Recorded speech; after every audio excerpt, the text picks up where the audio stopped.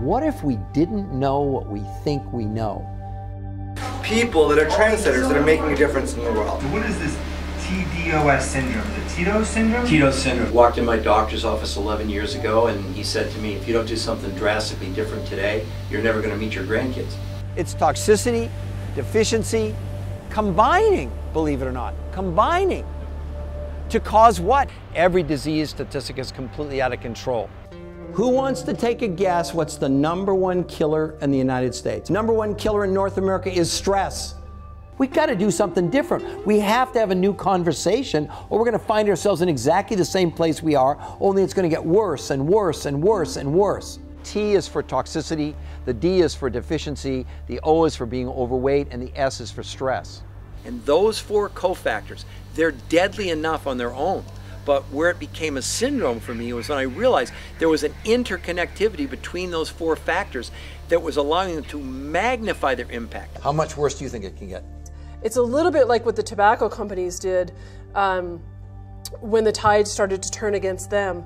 Imagine legions of the sick marching on the hospitals when there won't be enough drugs, there won't be enough beds, and there won't be enough doctors. Our drinking water, on average, has anywhere between 300 and 500 chemicals in it. We're now using 10,000 chemicals in the production of food.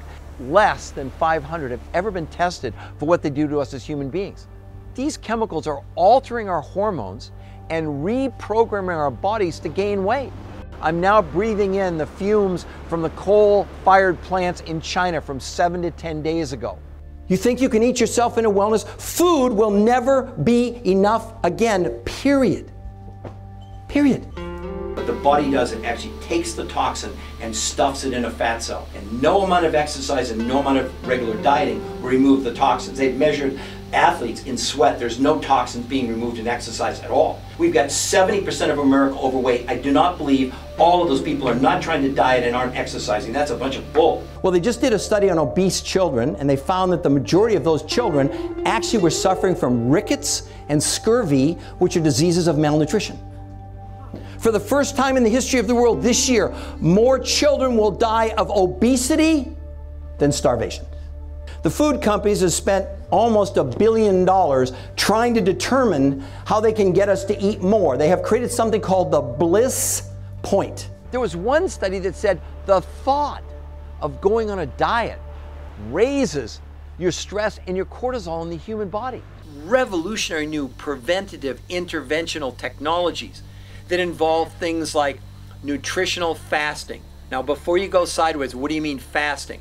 It's been proven in study after study that caloric restriction with intermittent fasting is one of the greatest strategies absolutely to positively live healthier longer.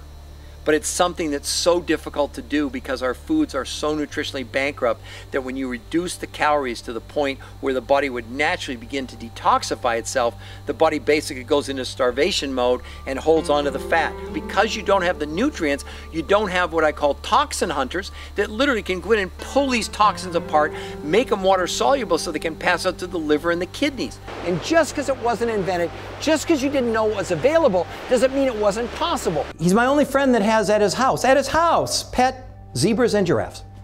He told me the story. He was out in his garden about 12 years ago, and he gets bitten on the top of his foot, right here on his arch, by something called a brown recluse spider. You all familiar with those? They walked in his hospital room and said, if we're going to save you, we need to amputate your foot today. Like, not next week, but today.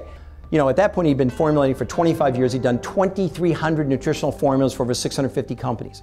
And he invented, at that point, the precursor to what this new nutritional technology has become 12 years later. Not only did he save his foot, he lost about 45 pounds. The only place you can find the minerals that existed 100 or 1,000 or even a million years ago is in a mine where they have been pressed from plant food into peat. They're in mines, that's it. You're not going to go and get it out in eastern Colorado or dig it up in the soil anymore.